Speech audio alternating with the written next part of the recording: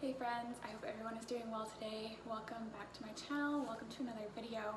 Today I thought I would share with you my candle making process. So I'm making 2 candles using 464 Soy Wax by Golden Brand, and I'm going to show you exactly everything I do, how I do it, how I measure out my fragrances, how I know how much fragrance to use for the percentage that I want to use, and all that good stuff. So if this is something that you are interested in following along with, keep watching. If you aren't already, make sure you subscribe down below for more videos because there will be a lot more coming. And yeah, let's just get into the video.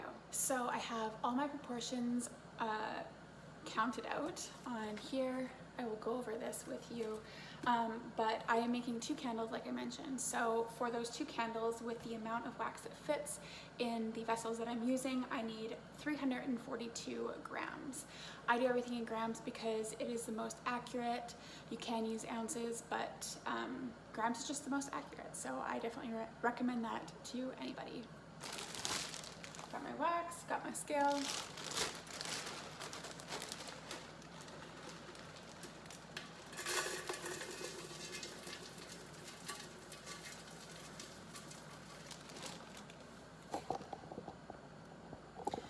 Alright, so my wax is measured out. This is totally optional, but I use my big pouring pitcher to measure all my wax out, and then I have these smaller ones for the individual fragrances. So far I haven't put any fragrance in this one just to keep it just plain wax, so for whatever wax it doesn't get used in my candles, I can just leave it in here and keep adding to it. I know some people use like a Presto pot or some electric melting pot, and that's totally fine too. This is a very similar idea, except I don't have that, so I'm using this as that. So I have my pot going. I am turning it halfway down, and I'm just going to put this on my double boiler for however long it takes to melt the wax and bring the temperature up to 185 to 190 degrees Fahrenheit.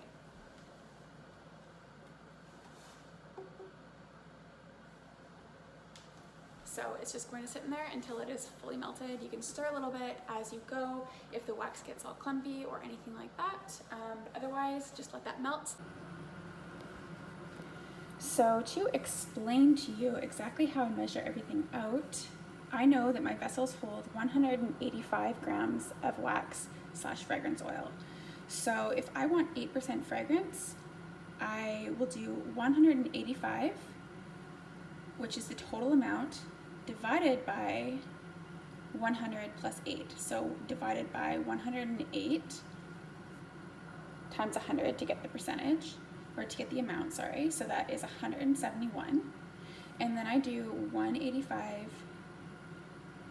minus 171. I don't know why I did my lines like that, so ignore that, which is 14 grams.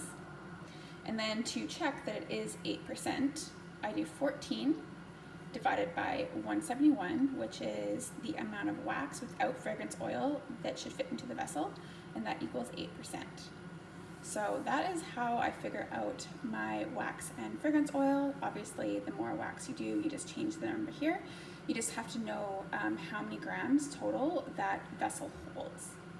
So because I am doing 2 candles right here at both 8% fragrance load or fragrance oil, I do 171, which is the amount of wax without the fragrance, times 2, which equals 342. So I, in my pitcher, have 342 grams of my soy wax.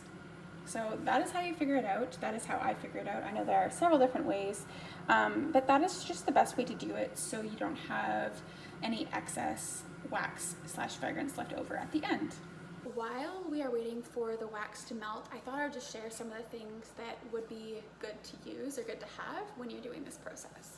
So first I have a thermometer. This is obviously an infrared thermometer, but you could also use a digital one, or not even a digital one if you don't have that, just one that has like the number gauge. It won't be as accurate, but for the most part, as long as you have a pretty close accuracy, it should be okay for the candle making process. Second, and this is totally optional as well, is I have 2 smaller pouring pots. Like I said, I add the fragrance to these, so if I'm making 2 different candles, one will be one fragrance, one will be the other. and this has just worked well for me.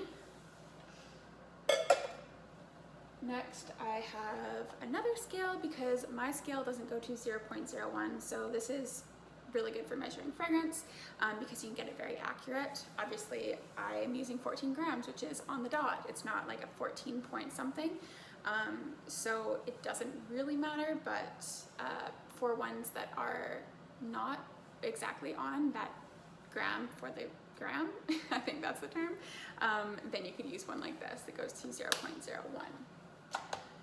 Then I have my vessels.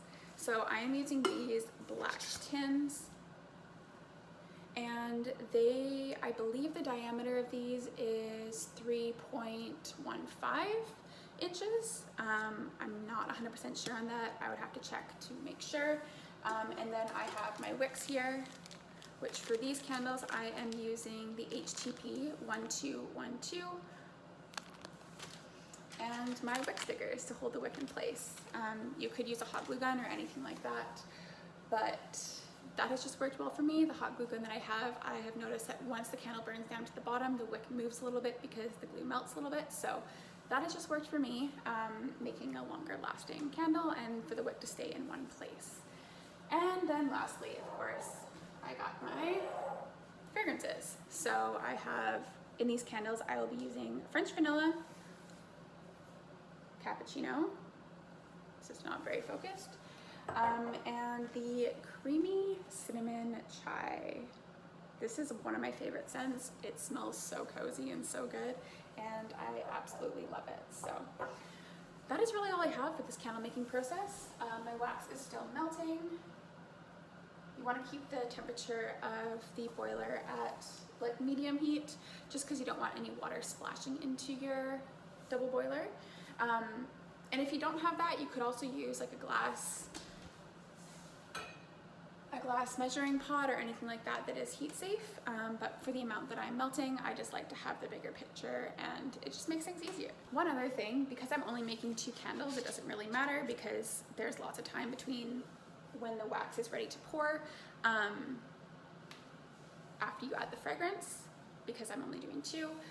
But if you don't have that much time, you could add your wick right now while the wax is melting. So I'm just going to show you how I do that. So these are the wicks. These are 3.5 inches tall. And I'll just bring you over so you can see. All right, so this is my vessel here. And I just take one of these wick tabs, stick this on, and then I eyeball it to get it as close to center as possible.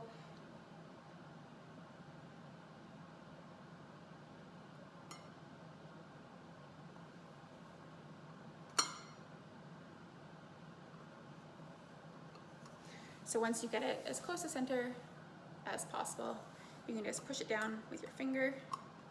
So you do that with all the vessels that you're using. Of course, like I said, I'm only making 2 candles, so I only need to do this twice. But if you are making a large batch, I definitely recommend to wick all the containers first, just so it's something that you don't have to do during the process in between melting and fragrance and all that stuff.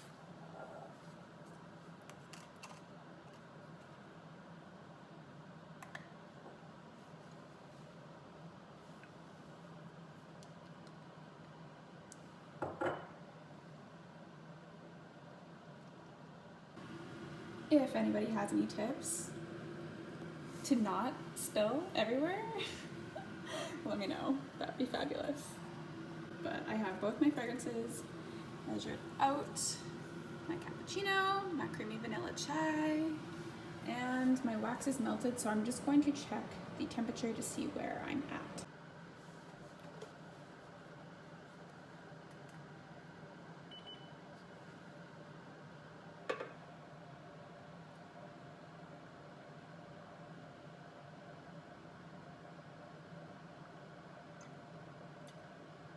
Of both my smaller pitchers weighed out with the right amount of wax, and I'm just going to check the temperature to see if the fragrance is ready to be added. So it has dropped a lot just going into these colder containers.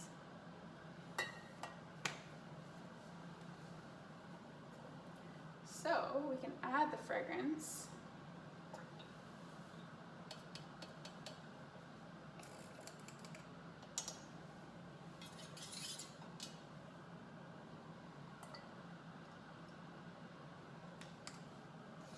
And I just use these wooden skewers to stir it.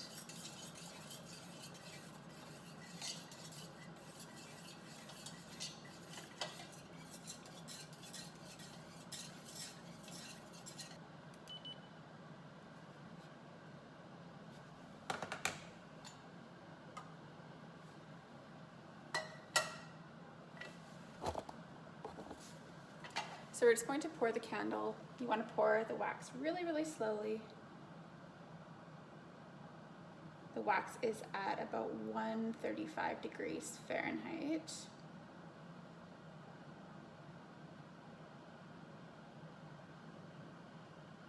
Just like that.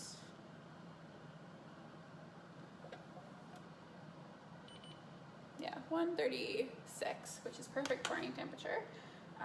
Pouring temperatures definitely do vary though, depending on the temperature of the room, where you live. It's all trial and error.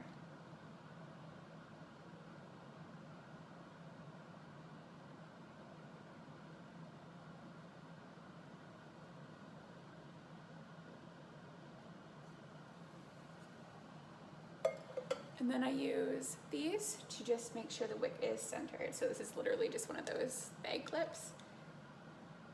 But I'll center the wick and just add that to keep it straight.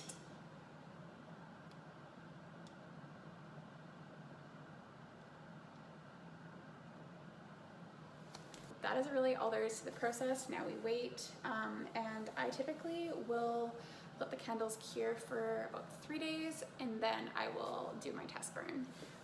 It's recommended that you at least wait 48 hours just to make sure that the wax and the oils have combined really well, and the wick will also burn differently if you haven't waited that amount of time. So that is just what I recommend. I'll let these sit for a few days and then I'll test burn them. But that is really all there is to the candle making process. A lot of small steps, but once you start doing it, once you get in the hang of it, it's not really that challenging. You just have to know to work fast, because especially once you add the fragrance oil and stuff like that, the wax does cool off really quickly and you can run into issues with the fragrance not being strong or anything like that. So this is just my process. Obviously, I'm only making 2 candles here, so it's a little bit different than if I was making a bigger batch. I hope this video was helpful for you all, and if it was, make sure you give the video a thumbs up. If you're not already, make sure you subscribe down below for more, and I will be sharing so much more: candle making, skincare, bath and body care, all these different things, and I am so excited to take you along this journey. So until the next one, see you later.